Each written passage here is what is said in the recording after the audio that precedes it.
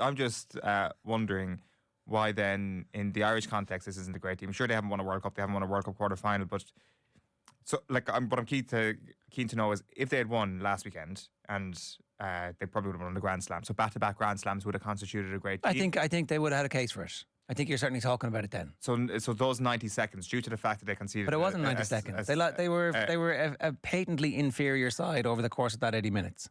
But if they had won the game, the way it would have been framed, it would have been framed, and probably the truth is that great teams win games despite not playing well. So they're not a great team.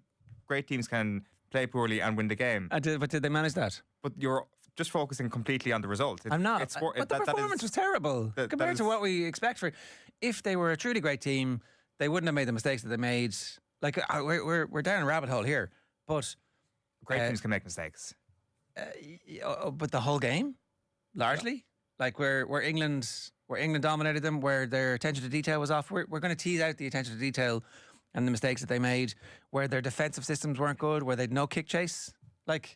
It was a systems failure against England, and because they're really, really, really, really good, they almost got away with it. And if they'd been truly great, as you're making the case, then maybe they would have got away with it. I'm not sure if I am making the case that they're truly great. I'm actually just kind of interested in exploring what is the definition of greatness in the context of a test rugby team. Do you have to win a World Cup, or would the back-to-back Grand Slams have satisfied you? Say you do back-to-back Grand Slams and then you go down and you win a test series, which is a 2-test series in South Africa. So it's like you had to win both the games.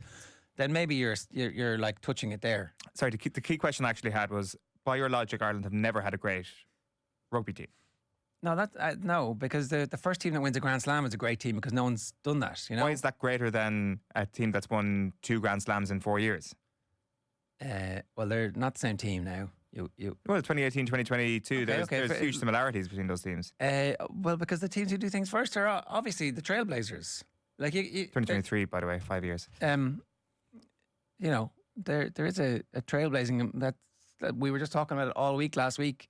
Well, on Mount Rushmore. That's fine. I'm not necessarily saying you're wrong. I'm just trying to get that point out there. That's. I mean, your totally definition. You are, but go on. Well, I just don't think that's.